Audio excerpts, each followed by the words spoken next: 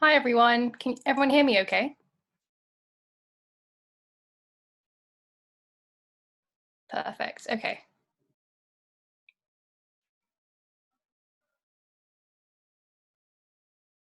We'll just wait a few more minutes for people to join, or Nishma can just admit them one by one. That'd be great.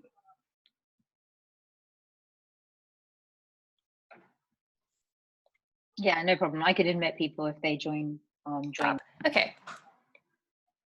Well, hi everyone, my name's Habiba and I'm a project lead at The Rights Collective. Welcome to part one of our Forgotten Histories Partition Remembered digital teach-in. Thanks so much for joining us today, and a special thanks to our wonderful speakers for agreeing to be on our panel.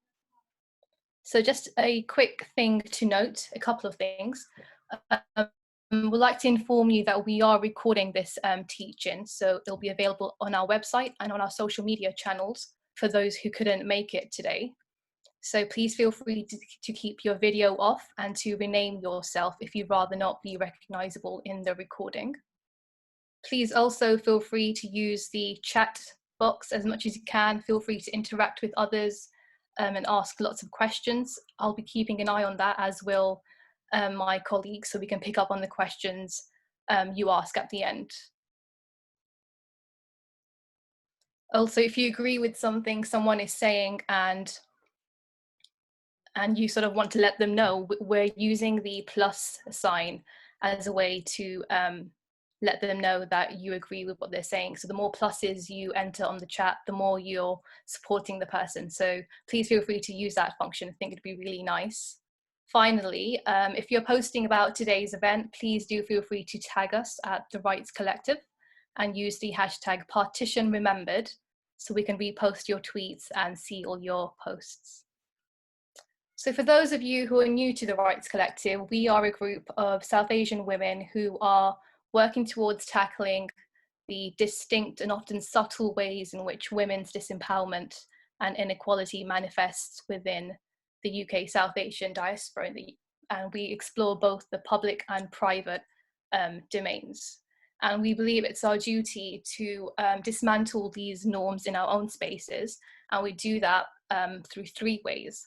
And number one is we break the silence. So that means we seek to focus on the lived experiences within our communities and build trust and understanding and create safe spaces so women and individuals can talk about the experiences more openly and honestly. Number two is cultivating a new culture. So we raise awareness of the oppressive structures that exist in the world, which is then replicated in our own communities and allows for gender inequality and other marginalizations to persist. So we hope to move towards creating more safer, more radical and more hopeful community. And lastly, we co-create spaces for support. So we're working towards bringing together a hub of support services that can support women in our communities in times of need. Because over the years, we've seen that people and individuals have reached out to us and we recognize the need for a more robust resource and service so we can guide them to where we are unable to directly support. So that's what we do. Just a few more bits about the event before we dive right in. So we're hosting today's event as part of a two-part series on partition with a focus on remembering some of the forgotten histories. We feel as though most of the discourse surrounding partition is quite sort of singular and it's sort of India/Pakistan centric, and the other sort of histories don't get a spotlight on them. And so we wanted to highlight those stories. And as such, our speakers today will be focusing on some of the less sort of prominent understandings of partition. So the format of this evening will be that each speaker will speak about their chosen topic for about 7 to 8 minutes. And this will be followed by questions at the end, which you can post on the chat function. So without further ado, I'm really pleased to introduce our speakers today. Our first speaker is Dr. Fatima Regina. Fatima is a Legacy in Action Research Fellow at the Stephen Lawrence Research Center at De Montfort University. She completed her MA in Islamic Societies and Cultures at SOAS, and she stayed on and completed a PhD with the Center of Islamic Studies at SOAS. Fatima's work looks at British Bangladeshi Muslims and their changing perceptions and identifications of dress and language. She also has worked as a research assistant at the Institute of Criminology, University of Cambridge, looking at police and counter-terrorism. Fatima was also a teaching fellow at SOAS, research fellow at UCL, and also worked as a lecturer in sociology at Kingston University, London. And Fatima will be sharing a little about the erasure of partition of Bengal in mainstream partition narratives. And our second speaker is Dr. Eleanor Newbigin. Eleanor is a senior lecturer in the history of modern South Asia at SOAS. She's interested in the histories of political representation and citizenship in India, especially during the subcontinent's independence, and more recently in the historical relationship between empire and university education in Britain and India. Eleanor will be giving us an overview of the history of modern South Asia and discussing gender in historical narratives. So Fatima, would you like to go first? Or Eleanor, whoever feels more comfortable doing so.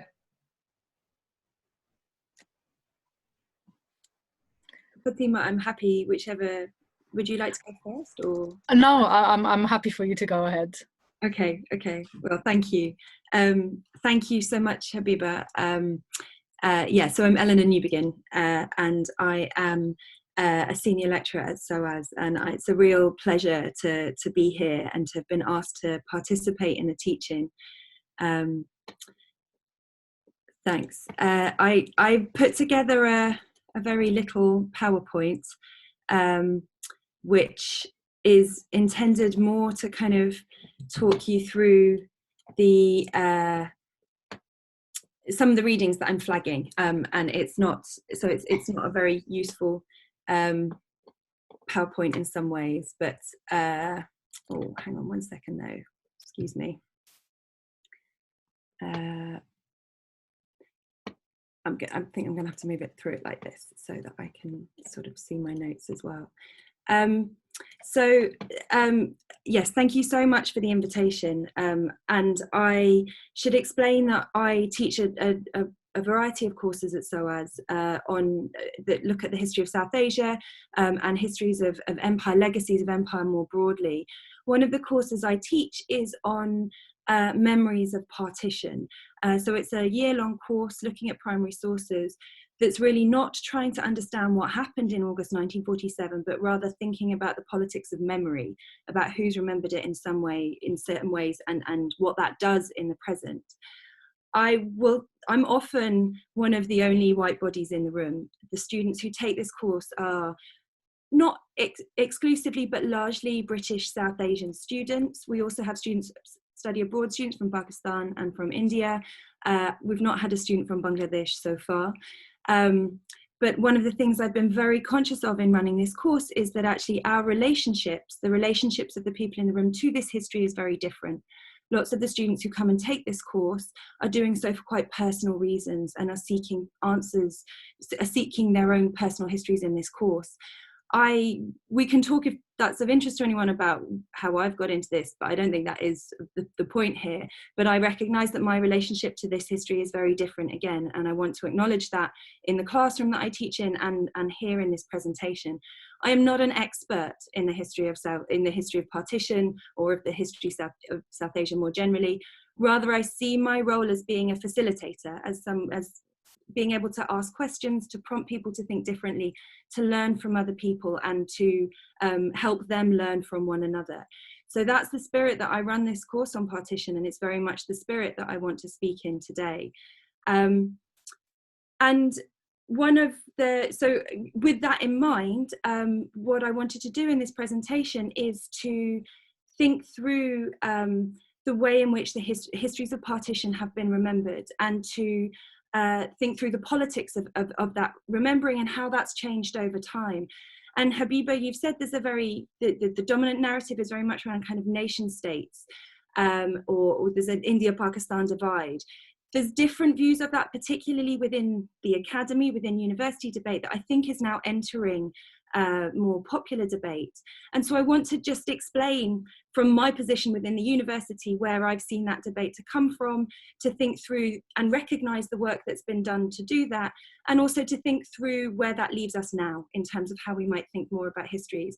So I will acknowledge from the beginning, this is probably more about sort of structures and formal knowledge and less about lived experiences, but I hope this provides a kind of framework for other people to speak about those and to think through how they remember partition, and to empower people to bring their voices to that debate. That's what I'm seeking to do here. So I sort of wanted to start with this question about what we think history is. And I think in some discussions for some people, it's seen as a kind of forensic science, the idea of tracking down exactly what happened in the past.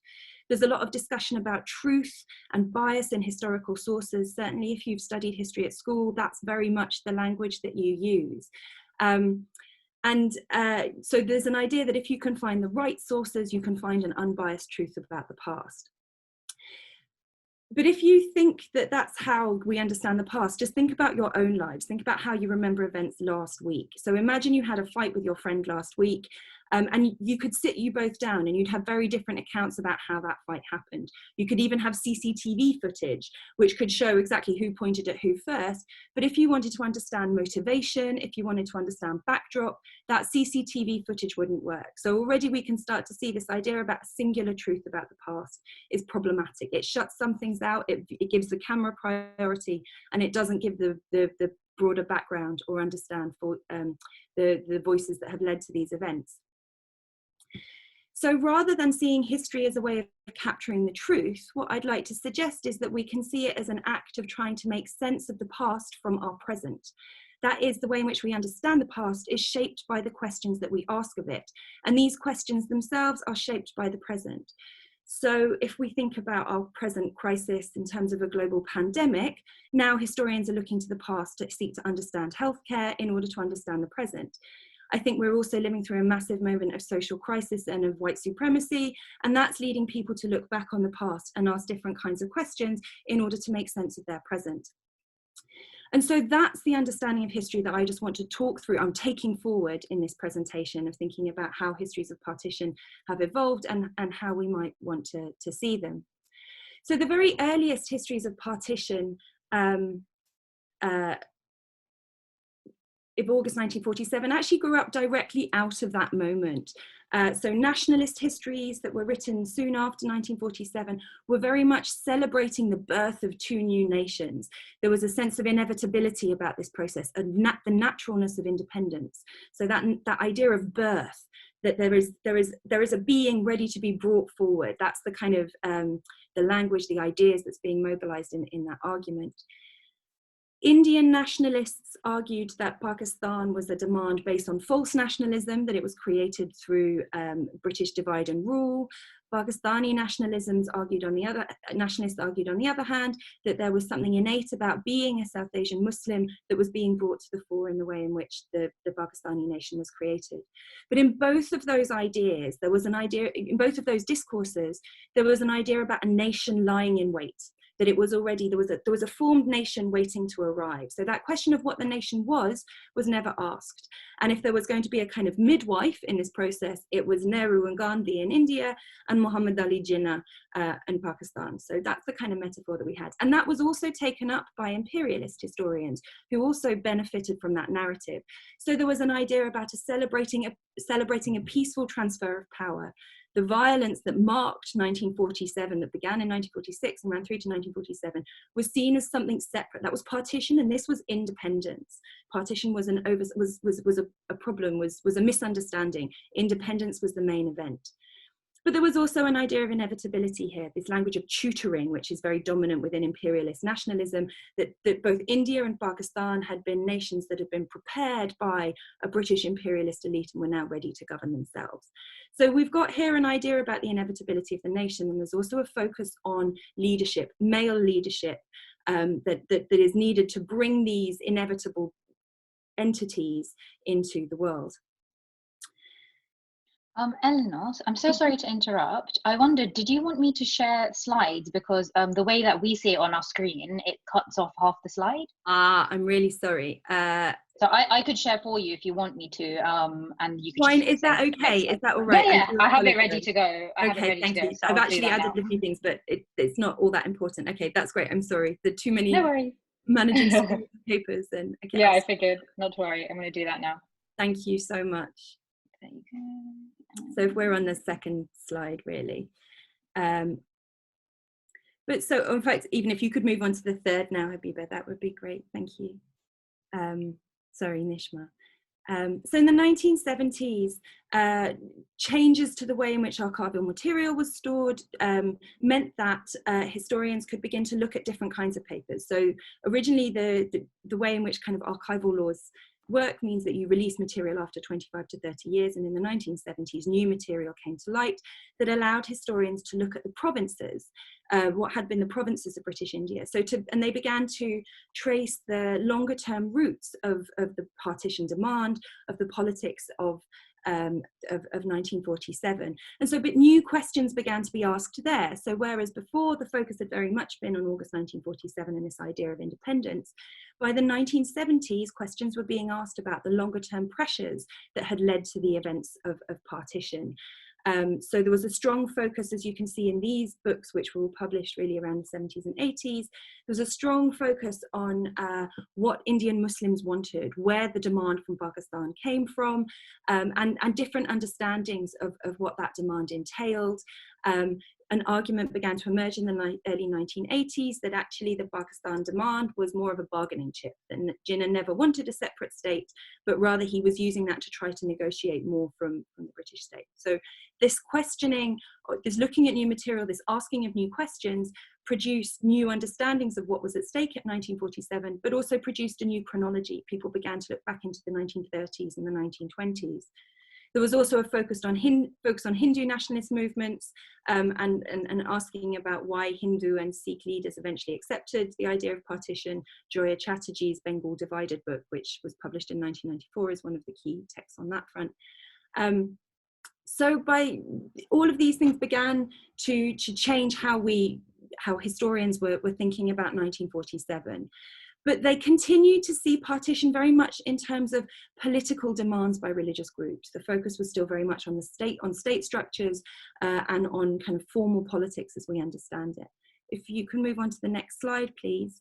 It flags the birth in the 1980s of the Subaltern Studies Collective, which began to look at social history in South Asia from a new approach. And one of the key arguments made by the Subaltern Studies Collective, so this is the first of a series of issues that were published by a group of historians who really sought to look at the history of South Asia in a new kind of way. And what they argued was that rather than being a kind of counter to imperialism, mainstream nationalism, both the Congress form of nationalism, but also Muslim League nationalism and other organized nationalisms, were themselves part of an elite project and were almost a kind of mirror image of imperialism. And what these historians wanted to look at was how ordinary people understood their lives under British rule. And they argued that South Asian history needed to look at ordinary people's lives and to understand how they got involved in nationalist movements in the 20s, 30s, and around the demand for Pakistan, around independence movements of the 1940s, not because they were hungry and mindless and following these great leaders, but because they were able to think, they were able to process, they had logics of the world that they were mobilizing around these ideas of independence.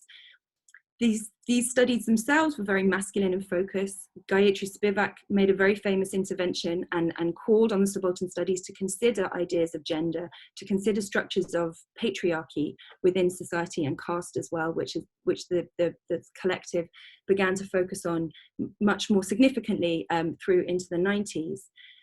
And so through these kinds of questions, this idea that the nation was an inevitable construct began to be undone.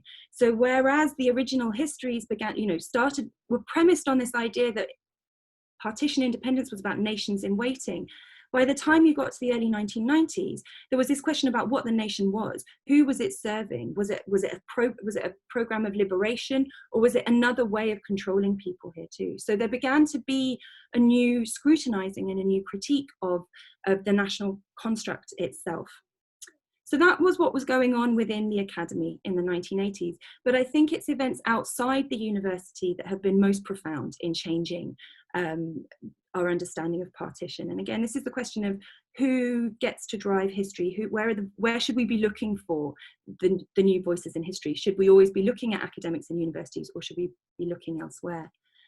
So on the 31st of October 1984, Indira Gandhi was assassinated by her Sikh bodyguards in Delhi, and that led to widespread anti-Sikh rioting throughout the country, but especially throughout India, but especially in Delhi. And of course, that violence was particularly brutal in Delhi because that was where a large number of Sikh communities had relocated from the Punjab precisely because of partition in 1947. So Punjabi Sikh families who'd risked everything in 1947 to try to escape communal violence now found themselves at the heart of another wave of communal violence. And in the grief and the attempt to process what had happened, many of these survivors began to link 1984 back to 1947 and to talk through their personal experiences. Now, these weren't people who were going into universities and asking to have their histories recorded. These were discussions that were taking place in refugee centres, in social work, in social working settings, in the home. And younger members of that community, many of whom were women, began to listen to this and began to write down those oral histories and begin to make their own connections between what was happening in 1984 and what they'd been told about 1947. So these events of non-state actors in non-state spaces became a realm in which new questions could be asked and new kinds of data was being generated. The events of 1984 need to be read within a much broader set of changes within India in particular, and this story is located in India for now, and we'll talk about that at the end here too. But from the 1980s onwards saw the rise of Hindu nationalism and militancy, and a Hindu militancy that was framed very much around a kind of hyper-masculine rhetoric, that sort of talked about needing to save Hindu masculinity, that talked about an idea of the aggressive Muslim man and the oppressed Muslim woman, and began to frame community around very, very gendered norms, or didn't begin to, but use that rhetoric of gender norms to discuss community in a more public way than perhaps had been the case before. Those ideas weren't new, but they entered the public sphere in a different kind of way. And that narrative, in one sense, reached its kind of apex in the demolition of the Barbary Masjid in 1992, which was very much seen as being a way to avenge the wrongs done by outsider Muslim population to Hindu men. So as these events by the middle of the 1990s were coming to be seen in India as a crisis of secularism, and were coming to be seen as something that prompted people to question what 1947 had produced. These events seemed to really call into question the very nationalist project that Gandhi and Nehru had set out. And so by the 50th anniversary of 1947, we begin to see a very different kind of concern about independence. And if you move to the next slide, I would say it's two works produced by three feminist activists, both of whom wrote scholarly works. These are scholarly works, but these are not primarily scholars. These are people who have been working in the community and who were very much involved in the community work after 1984 and the fallout, particularly on women's bodies, of this hyper-masculine nationalism that we saw in India. So these two works, published in 1998, Urvashi Bhutalia's The Other Side of Silence and Ritu Menon and Kamala Basan's Borders and Boundaries, began to look at partition from a vastly different perspective. These three women were born around 1947 in families that were affected by partition, families that had to relocate because of that. And their works are based on oral histories and on their own community work, collecting different kinds of voices. And the focus of these studies to understand partition is not the political negotiating table or politicians, but at ordinary people's lives, in particular, those who have been most marginalized by the historical narrative. So women, children, and lower caste bodies. And what they sought to do was to look at 1947 from the perspective of these marginalized sections of society, to look at it not simply as an event that happened in 1947, but as a memory that is continuing to be invoked and that shapes people's lives into the present. So they wanted to ask, what did 1947 mean to these people? Was it about the formation of a nation, or was it about something else? And the argument they make is that it's about loss. It's about tearing apart identities. It's about losing control over not just your life and your body, losing family members. It's about violence done to your community from outside. It's about violence done within your own home by your family to save family honors.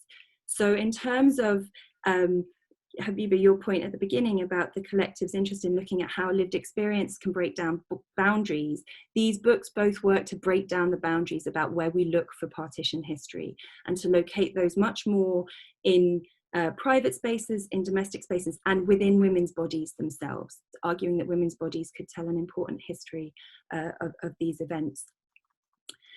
This is a viewpoint that really reshaped the way that partition was looked at in India itself, but I think we can see it now working into broader public narratives. So I hope the next slide, I might have forgotten it on this one, is Kavita Puri's book that was published last year, Partition Voices.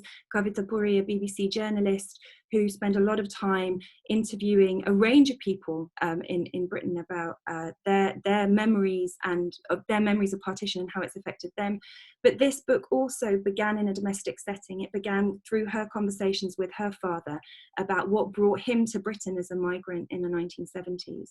So there seems to be a growing acceptance that the way to talk about partition is through the framework of how it's changed the world now, to begin with what the world looks like now, and to seek to understand how partition has shaped that, and to ask questions about that past based on those experiences.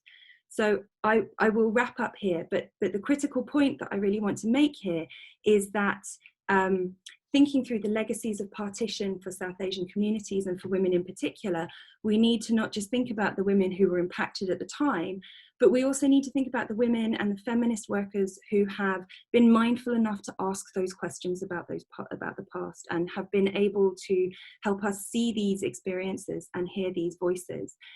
And there are important correlatives here and problems with this literature that I've just kind of very briefly presented to you. This rethinking of partition's history and women's roles in it come very much from northwestern India, from Punjab, from Kashmir.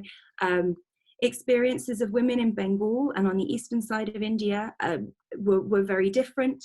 There's been more recent literature exploring that. Uditi Sen's book, Subject Citizen, published in 2018, and I can pull together a reading list if people would like that. I can put that in the chat if that's something people were interested in.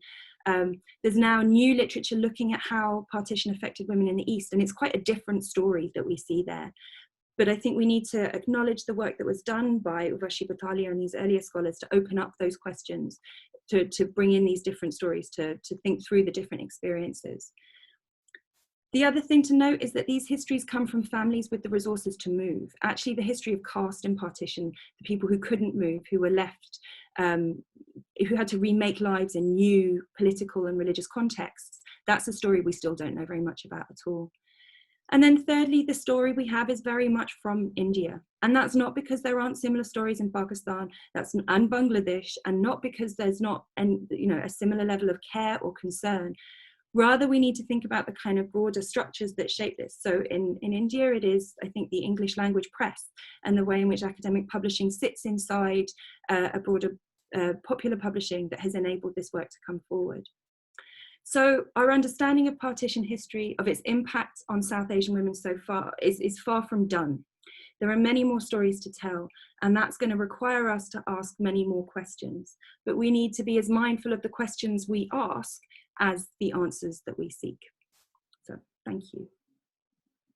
Thanks so much, Eleanor. Really enjoyed your presentation. I'm sure everyone else did as well. I'm not sure if you can see the chat, but the idea of the reading list is quite popular there. Okay, thanks. Sorry, that's just my email. If anybody wants to get in touch, I just thought I'd stick that on there as well. But yeah, Sure. Thank you. I'll get to it on the chat and add some readings. That'd be great. Thanks so much, Eleanor. Please also feel free to drop your questions on the chat box below. Nishma will be moderating those, and we can ask the questions to our speakers later on. So thanks again, Eleanor. Fatima, do you want to go next? Hey, can you hear me? Yes, hi. Hello. We can hear you. Hello. Hi, Fatima, we can hear you. Okay, brilliant. Okay. First of all, yeah, good evening, I guess. It's past 6 o'clock, so good evening to those joining, and a huge thank you to Habiba for reaching out and for asking me to speak on this. I think one of the caveats that I do want to add before I start my presentation is to clarify that my work doesn't directly look at partition, so I wouldn't claim to be a scholar of partition, but my PhD was on the Bangladeshi community, and from the interviews that I collected, from the conversations that I had, and just looking at the migration patterns of a lot of Bengalis into Britain prior to World War II, you can't really separate what was happening in India and in the Bengal in particular. So I covered the partition extensively in my PhD, and also just as a South Asian growing up, I actually didn't know much about Bengal partition, and I think this is quite a common feature when we learn about partition, or even if it's just through popular culture, readings. A lot of it tends to be focused in on the Punjab and the violence that took place there, and very little is actually covered. You know, even if you grow up with Bollywood films that cover partition, very rarely do we get an insight into what happened on the Bengal side. The vast majority of it is about, you know, love stories between a Sikh and a Muslim, you know, in the Punjab, and who couldn't be together. Or, but I mean, I'm sure there were those love stories in the Bengal as well. Hindu-Muslim love stories. So I think just so I'm very aware that I've only got like 7 minutes, so I'm going to try and just give you sort of an overview of what was happening in the Bengal, starting in the early 20th century, and just sort of, I'm going to try and bring you to 1971, when sort of East Pakistan became Bangladesh. So and hopefully that will give you an idea of just exactly the sort of key moments in Bengal.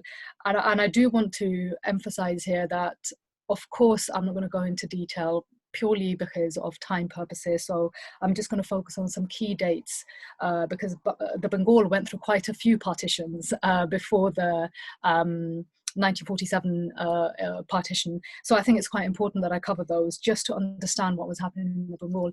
So I'm just going to get my PowerPoint up.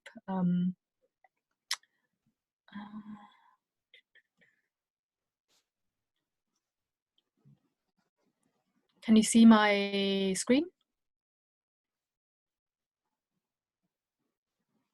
No. Oh, okay. 1 second, let me just try again. Can you see it now?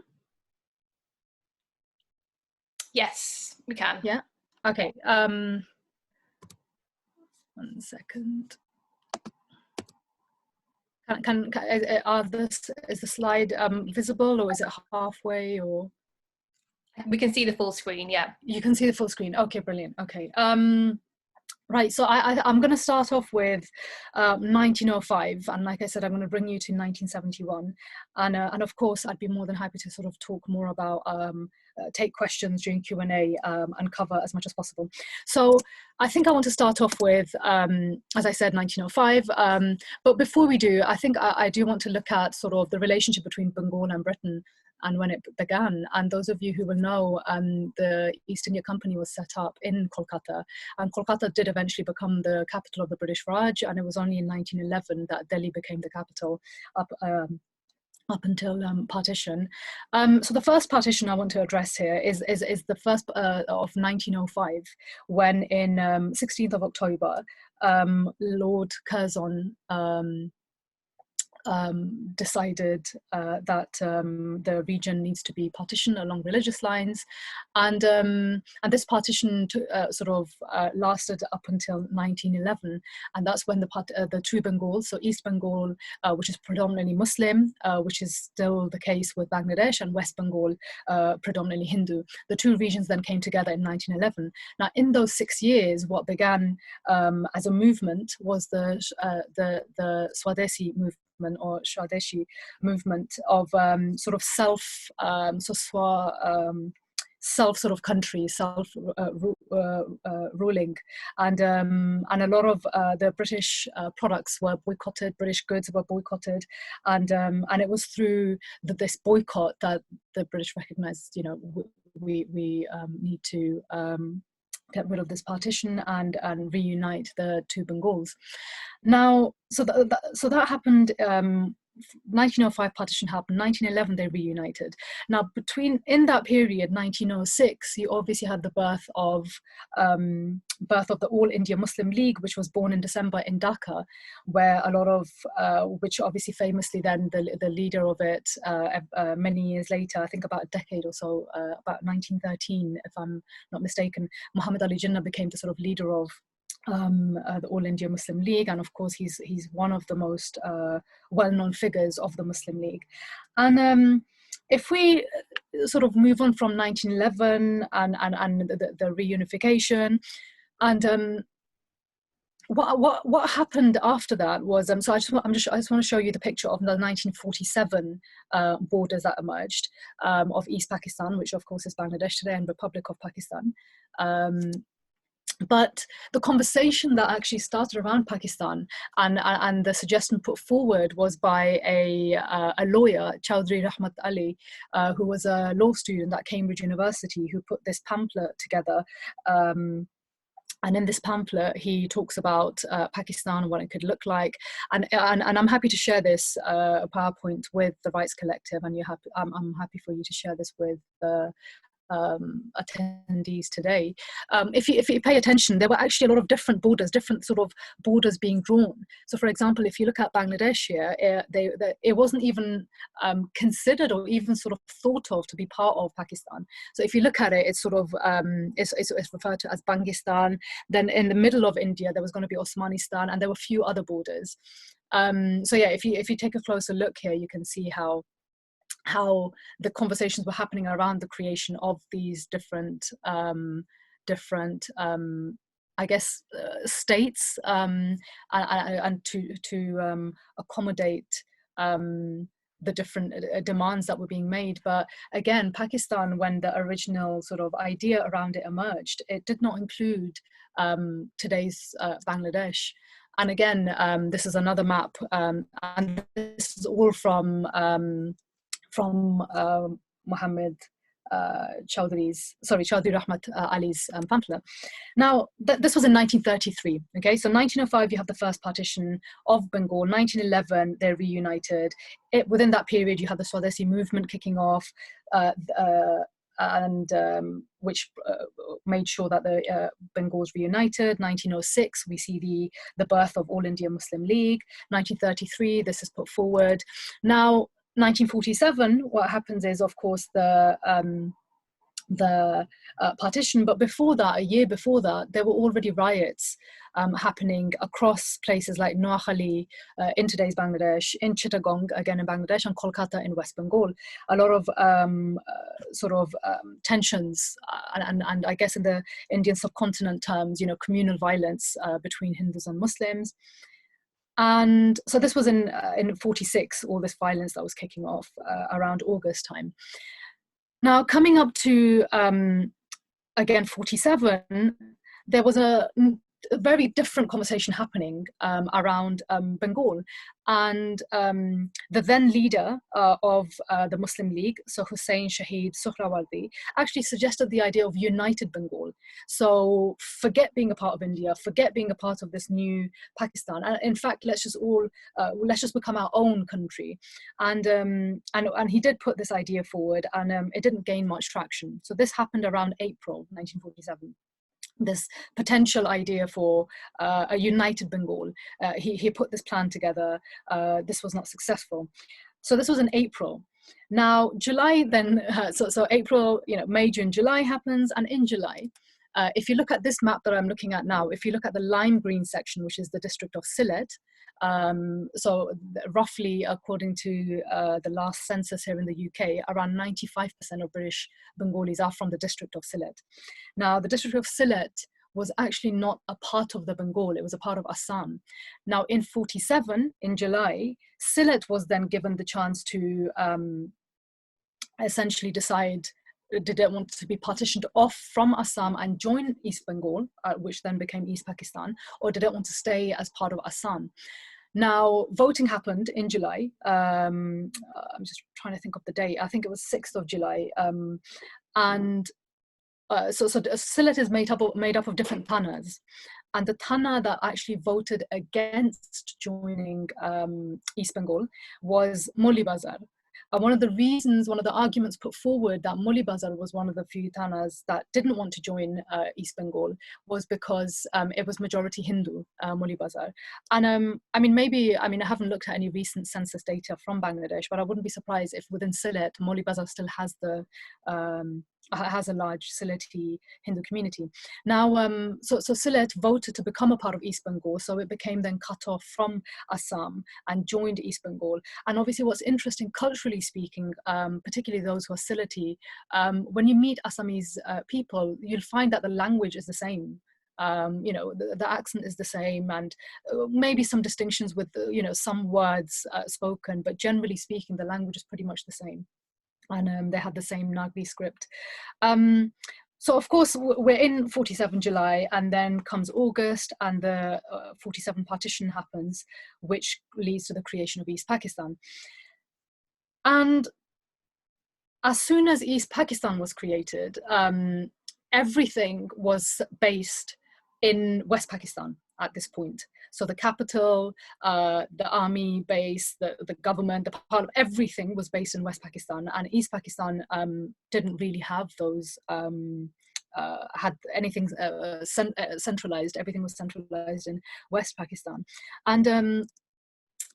And I think one of the things that I do want to mention here, and again, like I said, I'm just giving you a quick snapshot. So in March 1948, so about 6 months after partition, Muhammad Ali Jinnah came to East Pakistan, came to Dhaka University, and he gave a speech, quite a long speech, and of course there was a whole debate around language. What are you going to do about East Pakistan? Is Bengali going to become a state language? Is it just going to be Urdu? Because Urdu was suddenly became the sort of the state language, the lingua franca of Pakistan. But of course, as we know, in Pakistan itself, I mean, there are a whole range of languages that were not incorporated, and then of course in East Pakistan you had Bengali, but also I do want to factor in that there are other languages spoken in Bangladesh by indigenous communities, not just Bangla. But when he delivered this speech, this is what he said to his audience. So I'm just going to read out a portion of his speech. And he wrote, he expressed, "Let me restate my views on the question of a state language for Pakistan. For official use in East Bengal, the people of the province can choose any language they wish. The question will be decided solely in accordance with the wishes of the people of this province alone, as freely expressed through their accredited representatives at the appropriate time and after full and dispassionate consideration. There can, however, be only one lingua franca, that is the language for intercommunication between the various provinces of the state, and that language should be Urdu and cannot be any other." So this is what Jinnah declared in 1948 in March. And this, of course, did not bode well with East Pakistan because, I mean, even population-wise, East Pakistani is made up about 56% of the population of Pakistan. So if we wanted to go by some demographics and population, then Bengali should have been the lingua franca. And it was also, again, if you go by population, the most spoken language compared to Urdu or Balochi, Sindhi, Urdu. And then, so he continued in this speech and argues that Urdu has been nurtured by 100 million of this subcontinent. It is a language understood throughout the length and breadth of Pakistan, and above all, a language which, more than any other provincial language, embodies the best that is in Islamic culture and Muslim tradition and is nearest to the languages used in other Islamic countries. Now, in reality, the Bengali Muslims have actually always outnumbered the Muslims of other language groups of United India. And therefore, the claim that Urdu is the superior language to represent Muslims, especially Bengali Muslims at this time, I would argue was a flawed argument. Now, in this context, of course, it is interesting to note that despite the fact the majority of the people in East Pakistan spoke Bengali, Urdu was being lauded as a language to represent both the wings. Now, one of the academics who looks at this speech and expands on this debate around the language argues that that Urdu was given the emphasis of it being, because we have to remember Islam was, of course, Muslim identity, the two-nation theory of there needs to be a state for the Muslim. And thereby Urdu was being projected as the more Islamic and places Bengali as a secondary language, and it's not Islamic enough. And of course this was, I mean, there were clashes over this. I'm going to get to the clashes in 1952, and I'm very conscious of time, just another 2 minutes, Habiba, and I'm going to be done. I think one of the things that I want to emphasize here is how Urdu became a, one of the people that sort of Urdu is associated with mostly is Sir Syed Ahmed Khan, who published a bilingual journal in Urdu and English during the British Raj, and whereby the former became a cultural symbol and associated with Muslim identity formation. Although non-Muslims also spoke Urdu, the language became increasingly identified with Muslims owing to its dramatically increased usage in writings on Islamic religious reform. Ironically, due to the sudden increase in the usage of the printing press, the Bengali vernacular language, which functioned as an ethnic marker, provided a platform for Muslim scholars in the Bengal to contend with religious praxis and became a medium for communicating ideas about membership in a wider religious community.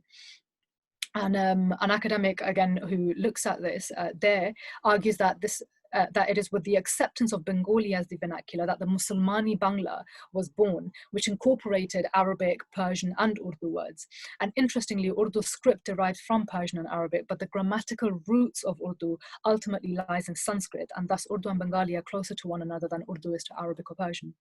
Now, going back to Jinnah's speech, I think another element that is really important to note here is that there were actual attempts to de-Sanskritize Bengali, even to the extent of introducing the Arabic script for the Bangla language. Now, for example, actually, this became a national task, and the central government actually created 20 adult education centers in various locations in East Pakistan to try and introduce this new script, to try and change it from the Devanagari script to the Arabic script.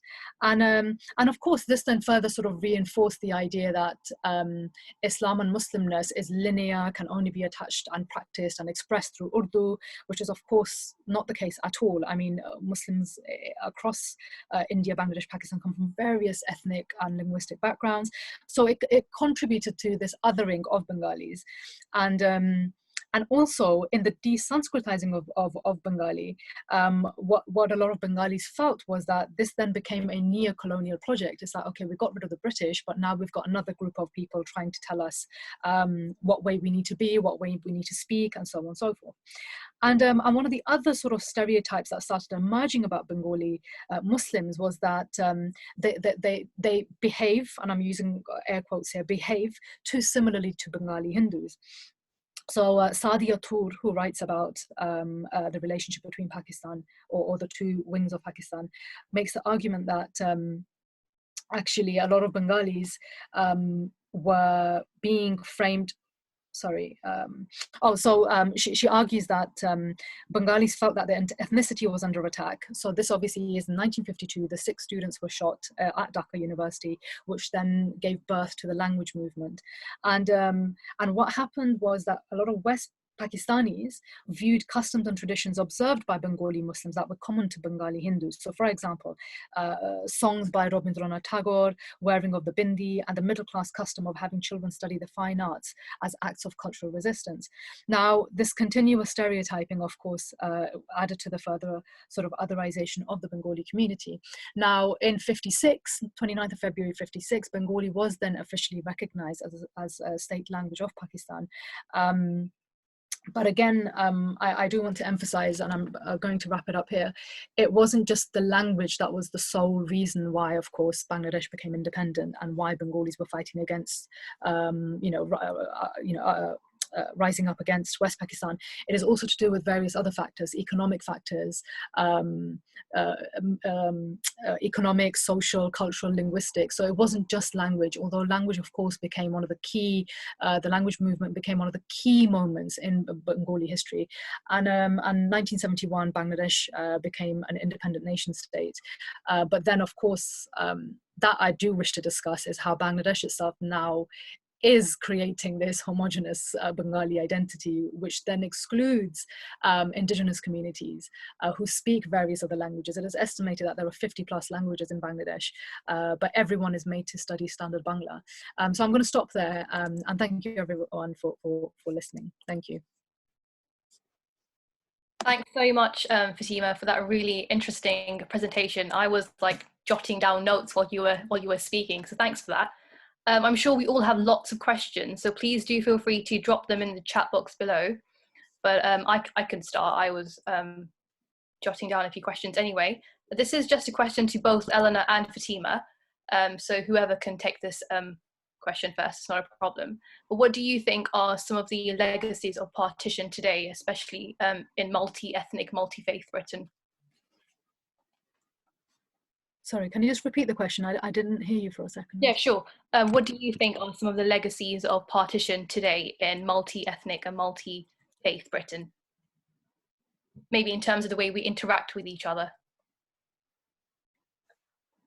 Fatima, shall I take that and give you a bit of a Sure, break? sure. I feel like it's always hard to go from talking straight into questions. It is an excellent question. And as I say, and I think in many ways I'm kind of unqualified in so many ways to deal with that. But I mean, I guess, so I think there's a number of things that I'm aware of here.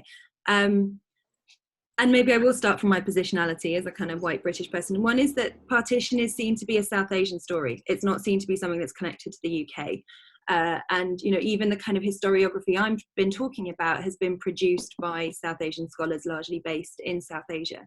So I think that very idea that partition is something outside of Britain's own history, that's a legacy that shapes everyone's lives here. But I think that there's also, I mean, one of the things that's interesting in the UK is, and what I discuss with my students and what I see in the communities that I've grown up with and live in, is that on the one hand, you have very profound divisions between, certainly between the Indian community and Pakistani and Bangladeshi, but also between the Pakistani and Bangladeshi community. But at the same time, Britain, because of its imperial legacy, is a space where those communities can meet and talk in ways that are much harder in other spaces, and certainly in the subcontinent itself. So I think that there are the way in which, well, so there's a sort of a very broad observation, but there's a sort of two-pronged dynamic. One is about an internal understanding of community and difference that I see as being discussed, that is fundamental to establishing community identity here in the UK. But there's also a way in which that community difference gets collapsed through spaces of interaction, through a racist policy that sees brown bodies as being all the same, and that works there too. So I think that there are interesting kind of opportunities and hopes created by that imperial legacy in Britain, as well as really distinct challenges and ignorances also. But Fatima, do come in. This is more your question, I think. Yeah, it's a great question, and you know, I think the first time ever on screen in a documentary that I saw sort of the Bengal side covered was in 2017 when they had the 70th anniversary, and you know, BBC did like a whole series of partition documentaries, and there were, you know, it was fantastic. But that was the first time I honestly don't have a memory before that of me sort of hearing stories about the Bengal, about partition and its impact. And it's only sort of in the last few years that I started meeting Bengalis who are from Kolkata and have told me, actually, my family's not originally from Kolkata. We came from Kushiara, we came from Chittagong, we came from Khulna, from Sylhet. So I've been meeting a lot more Bengalis who are who are speaking about it. I think, you know, from my conversations with other Bengalis is that we're so aware of the fact that Punjab is very dominant in the discussions around partition. I mean, I don't know if everyone here is watching A Suitable Boy on BBC right now. Even that conversation is very much laced into sort of, you know, the Punjab. And Kolkata is just sort of a reference point where people go and, you know, trying to make it. But it's just really interesting, just any kind of book or documentary or any kind of resource that you access has been dominated by the Punjab narrative. And I think for a lot of Bengalis, particularly Bengalis obviously from Bangladesh, the 1971 trauma is still very much there. So I think for the Bengal, you know, going through its multiple partitions, right, 1905, then 1911 reuniting, and then 1947 the partition of Sylhet, and then the official partition. So it's like it's just been sort of back to back partitions for the Bengal. And I think the last one that perhaps is the one that is still around for a lot of people, and it's certainly one that I've grown up with. You know, my family are from Sylhet in Bangladesh. Is the Liberation War of 1971. So I think in people's memory, I guess, that's where their recollections and their memories are sort of attached to, right, to the 71 war. And I know at University of Loughborough, can't remember the professor's name right now, they're actually doing a project, Migrant Memory Partition something, MMPI project, where they're looking at Bengalis in Britain and their memories and recollections and commemoration of partition. And I don't know if this has been done before or not. So this is quite unique, this project, where it's actually only looking at Bengalis and Bengali sort of commemoration. But legacies, I mean, I think it goes without saying, if we look at sort of South Asian relations between different communities and how it's drastically changed, right? I mean, the 90s era was the era of sort of multiculturalism, you know, samosas, steel pans, you know, what was it called? Sari, steel pans and samosa generation. I think that was coined by Professor Paul Gilroy. Or Stuart Hall, I can't remember, one of them coined it as, you know, this multicultural sort of approach to the different communities. But obviously, I would say this changed during the riots in the summer of 2001, before 9/11, because obviously a lot of people jump to that and forget that actually in the summer of 2001, when the riots were happening in Burnley in the north, and that's when we started seeing divisions coming out, because when those riots were happening, there were sort of Sikh associations and Hindu associations coming out and saying, it's not our boys who are rioting, it's the Muslim boys. So there was a clear distinction being made by the different communities. It's not our boys who are doing these riots, carrying out, you know, going onto the streets. So that's when we sort of started seeing those mind you, I'm a child of the 90s, so I don't know what was happening prior to that, you know, so this is purely going by what I've sort of grown up with and I've seen sort of being included into sort of discourses around South Asian diaspora in the UK. And obviously 9/11 happened, and that just shifted what I call from South Asians being Pakis to being Muslims. It's irrelevant whether you're actually a believer of Islam or not. You know, I feel, you know, South Asians are constructed as Muslims. In the sort of popular imagination anyway. But when we look at sort of what's happening now with the geopolitics of the Indian subcontinent and how that's playing out within the UK setting, I find quite worrying, particularly when Narendra Modi visited and Zach Goldsmith received him at the Wembley Stadium. I mean, Wembley Stadium was packed to welcome him. And to me, that was, you know, that was a pretty scary moment, because what does that mean? Does that mean, the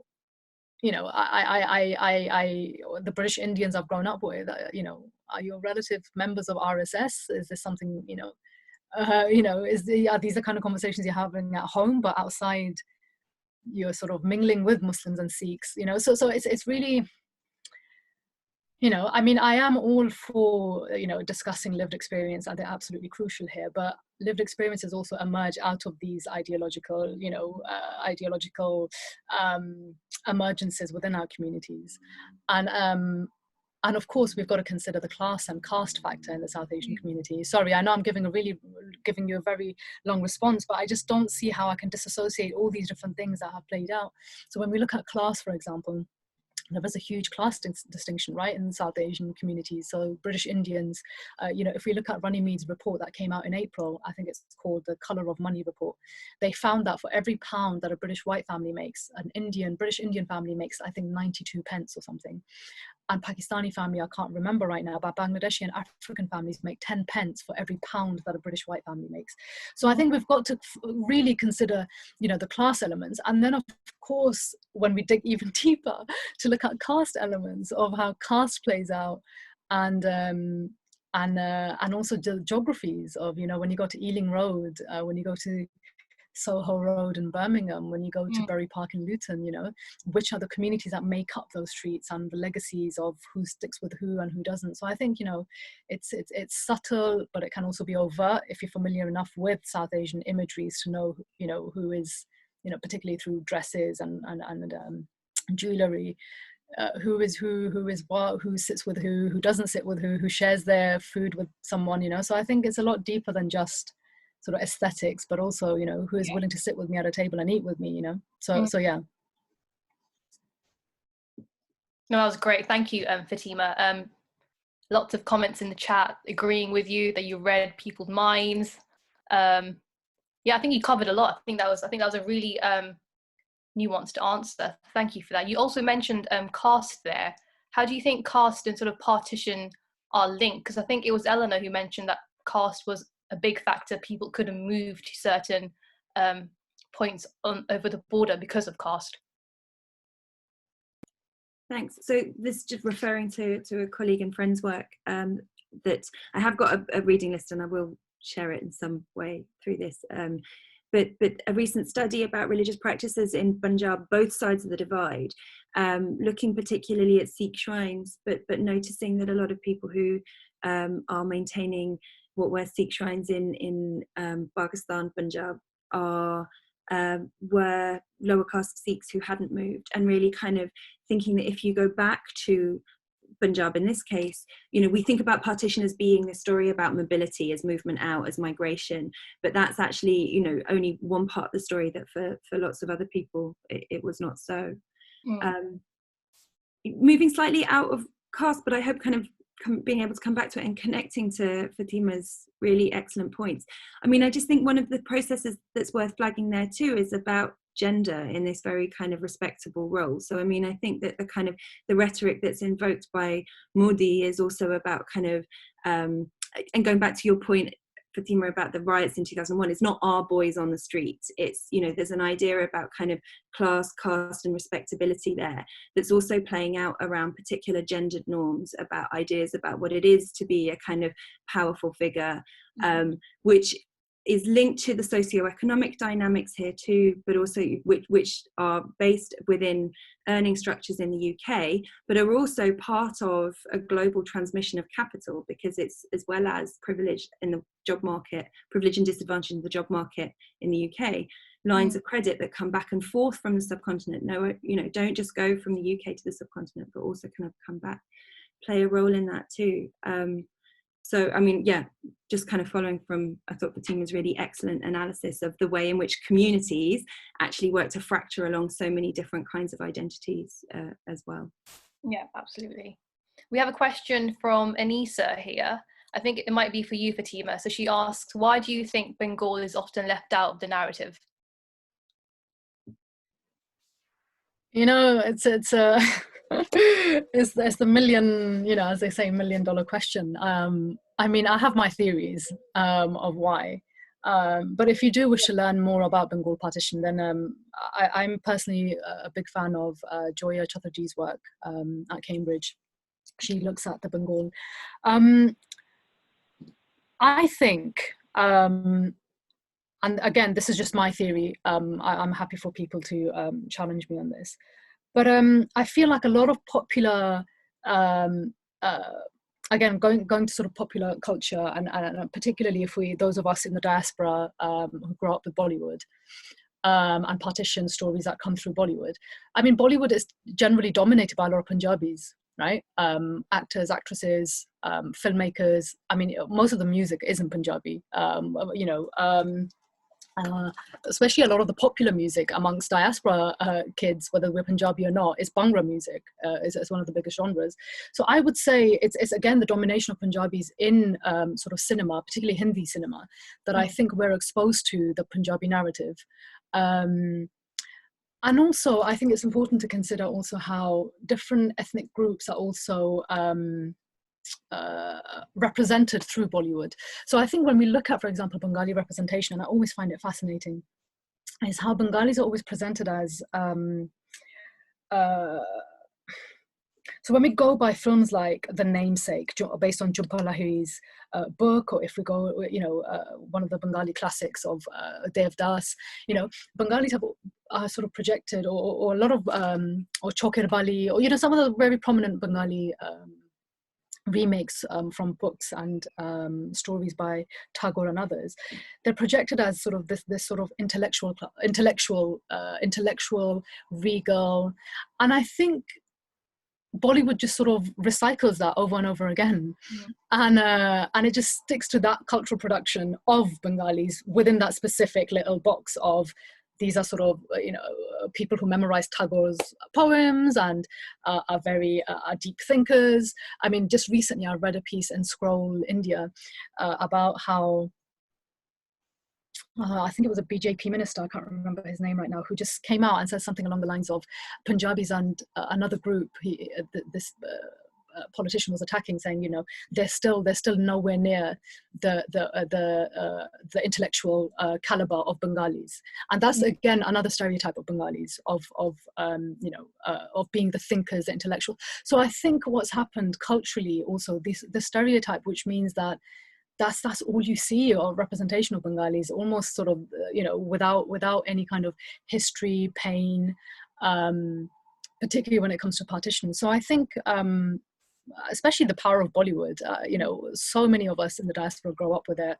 We grow up with the music, we grow up with all these actors and actresses. And I think it is the domination of Punjabis in the industry that we're not exposed to that. And also literature in general, on partition, again, is dominated, and I don't know if it's because Bengalis just had other things that they were dealing with, therefore, particularly when Bangladesh, leading up to the birth of Bangladesh, the focus became that, and of course with that a whole set of literature emerged about critiquing sort of the 3 million number around did 3 million Bengalis die or not. So a lot of conversations around that have been happening, so that I think, genuinely speaking, that priority has shifted of what is discussed in relation to the Bengal. So I that's my sort of theory. Of course, like I said, I could be totally wrong. So that's sort of why I think it's excluded. I would, sorry, can I just go ahead. I think I completely agree with all those points, but I think that there is kind of that's built on a historic underlay as well. So I mean, there is an idea about, there's also a sense of loss in Bengali history on both sides of the divide. That 1911, the capital move, Bengal was this absolutely the kind of the center of imperial rule, and then from the beginning of the 20th century things shifted, and not within kind of nationalist movements. The League was set up in Dhaka, but politics moves to North India, and when you have, in 1947, there is I think the crisis in 1947, you have refugees arriving into Delhi. So violence begins to take place in Bengal in 1946 when things are still being managed. I mean, devastating riots in Noakhali after the Calcutta killing. But by 1947, they're quiet. And so it's the crisis in Punjab that dominates the narrative. Yeah. You have all those migrants arriving in Delhi, in the capital, making their voices heard. Whereas Bengal is far away. And the politics, the kind of Hindu nationalist politics around demanding partition also shapes the way things work. So the kind of Bengal is a loser in 1947 on both sides of the divide. And you see that in the way in which refugees are dealt with. It's a crisis from Punjab. They receive provisions from the state. You know, you shut down the border. There's documentation that shows that women that arrived from Punjab received a kind of pension. They were put into given housing. In Bengal, refugees were told to pull their socks up and make do. The border wasn't closed in quite the same way. There was still a lot of movement. And then, so that's 1947, but then again in 1971, the arrival of a Pakistani army that is seeking to Islamize Bengalis who are seen to not be true to the nation state. So Bengal already is kind of left, is chastised in 1947, and Bangladesh then becomes chastised by the Pakistani state in 1971. There's a politics of patronage that goes on with the Indian government about sort of stepping in. And I mean, there was a question in the chat about kind of histories of 1971. That, I mean, Fatima, this is totally your turf, but I mean, that is really becoming such a pressing topic. I feel the diaspora students every year, and so as in the history department, want to write a dissertation about that. And it feels that it's sort of, well, in fact, you should ask, you should talk to my colleague, sorry, who you're having in the next session, Samia Khatun, who can talk much more about kind of the global literature there. But I feel that there's a really powerful contribution now emerging from the British Bangladeshi diaspora to answer those questions that where there wasn't space to ask them in 1971. The trauma of 1971 made that so much harder in the subcontinental politics. Just something I want to touch upon, you mentioned. I think it is important to remember that the border was a lot looser between, in the Bengal, by the way, following partition as well. I think up until the 60s, mid-60s, if I remember correctly, you know, Bengalis could move from Dhaka to Kolkata, Kolkata to wherever. So things were a lot looser. In that sense, whereas the Punjab was definitely a lot more rigid. It was a lot more rigid, and there was certainly a lot more sort of state presence, if you want to say, of sort of army, military officers. Whereas the Bengal, if you look at, again, Joya Chatterjee covers this extensively, the border sort of crossings were pretty lax if we compare it to the Punjab. And I think with like I said, I think partition for Bengalis is in the sort of distant memory because of you know, 1971, because 1971 has become the main sort of priority for a lot of Bengalis, the conversation around that, and I think that's what I'm seeing in the diaspora anyway, amongst, you know, particularly here, you know, from you know, during my PhD, whenever I've interviewed people, post PhD, I've worked on a project looking at transnationalism and citizenship, and a similar thing is a lot of references to 1971. I remember interviewing people who cried, you know, talking about it, because there's never been a process of reconciliation with today's Pakistan. There's never really been a sort of, you know, because so I interviewed, for example, one uncle in Limehouse in Tower Hamlets who actually played, and the recorder was still on, because it was one of those moments as a researcher where, you know, you're trying to sort of figure out, do I switch off the recorder? And he just sort of said, you know, just give me a minute. And he just said, you know, I just have remember of things burning in the village, you know, and people shared very vivid memories of 71. And I think those, you know, I don't have any background in studying memory, so this is just purely more sort of my sort of just social observation from the interviews I've carried out with people, is that for them these are so deeply entrenched in their minds, of these burning buildings, hearing women screaming, hearing, you know, men being asked to drop their longis to figure out if they're Hindu or Muslim, you know, if they're circumcised or not. So I think because people are so, you know, are trying to sort of figure that out in their heads, in their minds. And I interviewed one very elderly uncle. When I interviewed him, I think he was in his mid-70s or late 70s. And he was one of the key people who, when Sheikh Mujibur Rahman was arrested, he hired a lawyer in the UK and got Bengalis to contribute to the fund to get Sheikh Mujibur Rahman freed.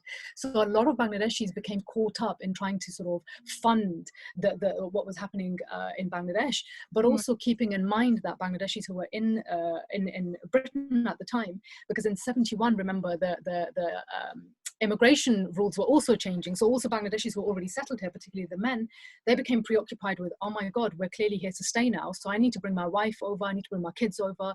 So again, partition is a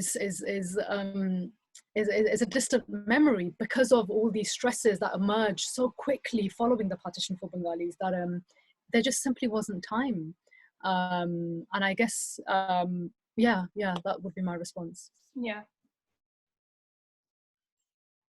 I think we have time for one last question before we need to wrap up. So there's a question from Jez here, and he's asking, or she's asking, sorry, how did pre-colonial structures like caste play a role in both the formation of nation state and partition?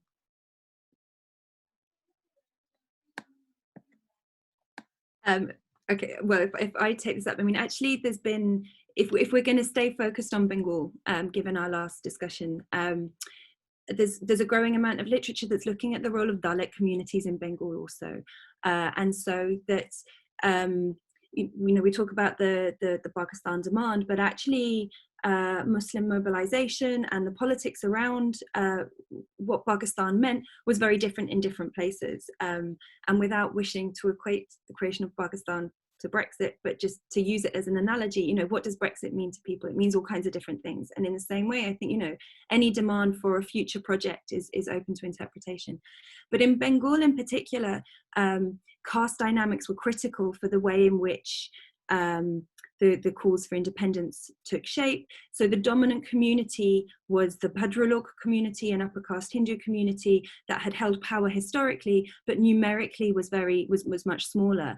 And the way in which British imperialism had worked had been around projecting certain voices as respectable voices, as voices that could control society. So in an imperial politics that was about giving voice to power, the Bhadralok had done very well and had been a very dominant group. As soon as constitutional reforms from 1919 onwards began to think about community size, the Bhadralok community hit a crisis because numerically they couldn't dominate. And there was also divisions within the kind of the Bengali Muslim community. There was an upper caste Muslim community that looked much more towards a kind of Urdu tradition that Fatima was talking about.